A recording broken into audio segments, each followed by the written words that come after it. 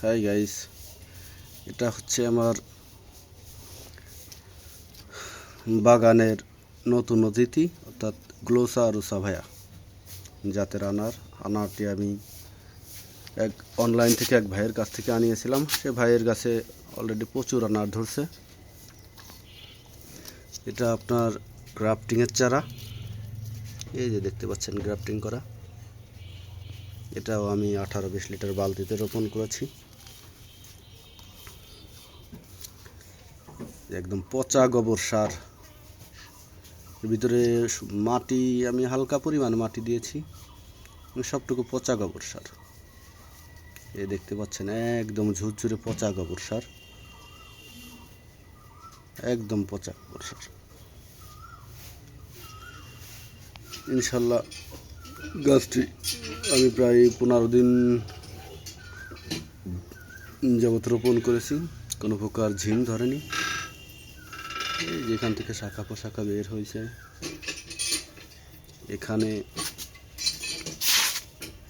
এই যে এখানে আসার পরে আমি পুনিং করে দিয়েছিলাম, সেখান থেকে 2টা ডাল বের হয়েছে, এই দেখতে পাচ্ছেন। এবং 2টাকে আবার আমি 4 ইঞ্চি 5 ইঞ্চি রেখে পুনিং করে দিয়েছি। এই যে অলরেডি এক একটা শাখা থেকে 2টা করে শাখা বের হয়েছে।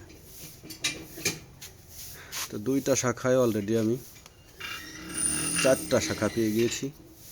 প্রচণ্ড রোদে এই যে জালি ডোগাগুলো একটু হেলে পড়েছে। তো এইগুলো আবার যদি 4-5 ইঞ্চি যখন হবে তখন আমি এখান থেকে পুনিং করে দিব। আশা করি এখান থেকে আবার 2টা করে ডাল বের হবে। তো এই জাতের আনারের বৈশিষ্ট্য হচ্ছে খেতে সুস্বাদু এবং বীজ অনেক নরম, অনেক ভালো একটি আনার।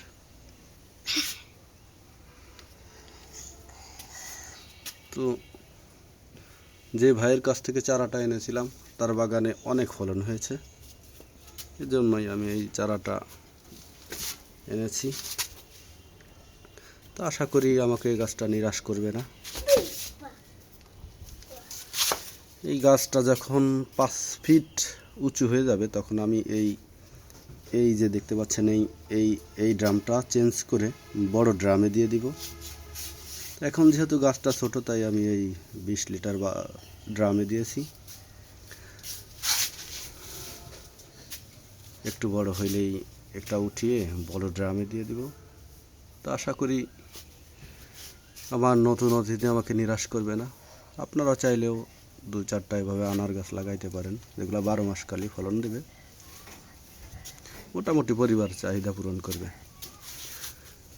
তো পরবর্তীতে কী হয় আপনাদের জানাবো, সে পর্যন্ত সাথেই থাকুন।